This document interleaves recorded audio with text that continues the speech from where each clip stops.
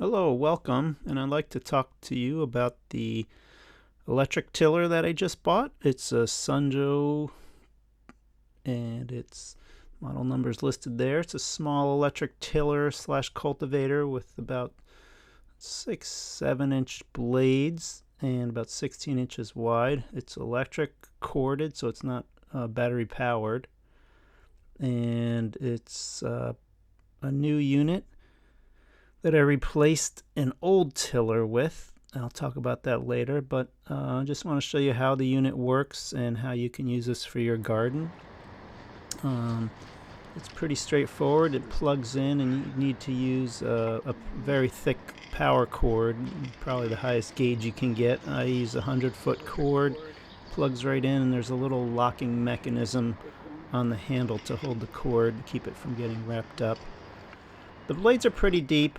This is a tiller slash cultivator, so it's not a tiller like a farmer would use to go down feet into the soil. It'll only go down maybe about a foot into the soil. You could go deeper if you move stuff around the soil around. The wheels on back have a spring-loaded mechanism that you can adjust them so that they pull out like this, and when you pull them out, you can adjust them high up, so that's when you're cultivating, and the teeth will go deep into the soil. If you have those wheels down, it's easy to transport, but you won't be able to get very deep into the soil. So if you just want to do surface tilling, maybe to get rid of weeds, that might be a good idea, but you really need to have those wheels up in the up position. There's 3 positions. The highest up position to really get the tiller down deep into the soil. So the tiller works really well. It has a handle on top of the unit, you can see there, and for this section of garden that I did, it was partially tilled, and then part of it was weeds with some flowers that I replanted. So I took my electric lawnmower and decided to mow it out before tilling, because you don't want to have those really long weeds, like tilling those really long weeds, because they do get hung up into the tiller. So it's the best way to do it is to mow it down, hopefully with an electric lawnmower, and get those big long stalks of weeds down to a minimum level. That way when you till, you don't have a lot of really long grasses that can get wrapped up in the tiller. It does get wrapped up either way, but it would be a lot worse if you didn't mow it down and grind those up. It really makes a big difference in how easy it is to till. So if you have an area that you're going to till that's grass, I'd highly recommend you mow it down to as low as you can. Put the mower in the lowest setting, closest to the ground, and mow that area out first, because it's just going to make it a heck of a lot easier when you do till it than just having it going into the weeds. So I just did a part of the garden here. This part of the garden hadn't been grown in 2 years, so it was fallow. And the nice thing about it is I got some nice lupine growing, and I replanted all of it, and most of it did survive the replanting, and most of it I just tilled a small area to plant some vegetables. This is the first growth of the year. Little chipmunk crossing the path there. He goes out to the bird feeder and enjoys my bird food. But there was one lupine that I missed here, so I wanted to dig that up and transplant it. I really like the lupine. They put out a beautiful blue and pink flower early in the summer, and it is just a wonderful sight. Beautiful plant in Maine. It's along a lot of roadsides in our state, and just a very pretty flower. There is a native variety, and then there's also like an invasive variety. I'm not sure which ones these are, but they're a nice flower regardless, and I do like them in the backyard. So I try to replant them if you let them grow into the spring, they'll seed, and then you can take those seeds and and really plant them all over the places, which is what I've done.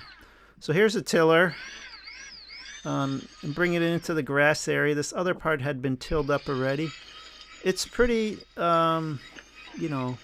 tough tiller. You gotta. It's not easy on the arms. It does take some strength and it takes some control. So don't expect it to be super simple. It does get a little hung up on the big grass. If you're just tilling plain soil, it's not a problem. But when you go to till the weeds, you really got to dig down into it. The teeth bite in, and you got to make several rows, overlapping rows, because the tines of the teeth just make thin, grind out holes that you have to go back over.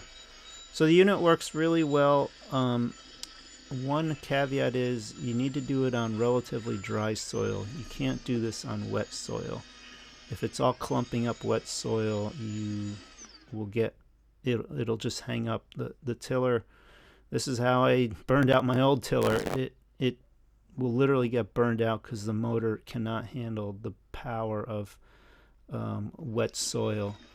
So if you have wet soil, you got to let it dry before you till it, or else the unit will it could burn out the motor, which is what happened with mine. And that's why I bought this new one, which is basically the same one, a little bit higher amperage, but it's the same tiller. So yeah, make sure the soil's dry. It can do any soil that's dry as much as you want, but if it is wet, it just binds, the amount of pressure that the motor has to put out to turn that over is so big that it can actually burn out the motor, which is what I did, unfortunately, and I had to rebuy a new one. So the unit really does work well. You want to initially get through the surface of the grass and get into the roots and get those up and dug up into the soil. And then, if you're going to plant a garden after that, I would recommend going over it another full time once everything's loosened up, and just till it all together. Because the first time you go through, you're really just getting the roots unrooted and churned up, whereas when you do it further, you're really mixing the soils together and getting all that debris mixed into the soil so it can decompose and become nutrients for the soil. The other thing that's important is, depending on what you're growing, the depth of your tilling is important. So if you want to grow like carrots or potatoes and you have a very dense soil, you really want to till much deeper, much deeper, and actually probably deeper than this tiller can even go.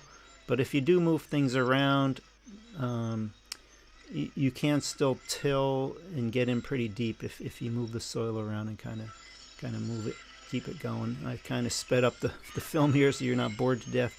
But this tiller does really work well. Sometimes it gets stuck in one spot and you have to just let it feed itself. I find going backwards is sometimes easier than going forwards, like going from the back and pulling it.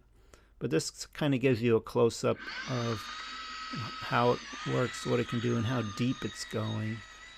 Here I'm just working some new rooted grass, and I'm kind of digging my way out of it. Going forward's a little tricky sometimes.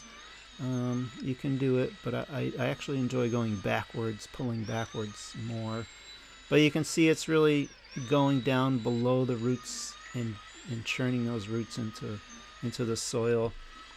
Roots of grasses go down 6 inches, and you really need to get all those roots out to have the plant die, and you can plant your garden. Grass is pretty tenacious. The only bad thing about this is you are churning up some seeds into the soil, so it's best to do this early in the spring before the grass has gone to seed. That way you're not churning like seeds into it. It's even better if you can get like the dandelions seeds out of here before you start to till it, because you're just putting those seeds into the soil. But the unit does work. You really got to hold on to it strong. You do have to watch the cord. I usually try to go in rows, and I put the cord sort of on the outside of the row But you really need to be careful that you're not going to churn through the cord and get it all attached to the unit. This is what the garden looked like after tilling, so it really looks good and it's ready to work.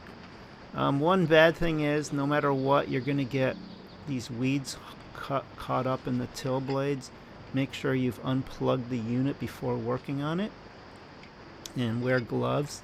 And I just use a utility knife and eventually just, slowly work these weeds out. The roots, they all get wound up in there. You want to take them out because it's really stressing the motor if there's too much weeds in there, and it doesn't work very well. Like, you're not getting really good depth. So I'd really recommend this unit. There's several other on the market that are very good also. The SunJoe does a good job of electric on this electric tiller and other products they make. The whole idea is to really try to decarbonize your energy use. This is one way of doing it. I have solar power, and all the electricity that this thing used was from the sun, and so that's the unit. So thank you, and that's the SunJoe unit.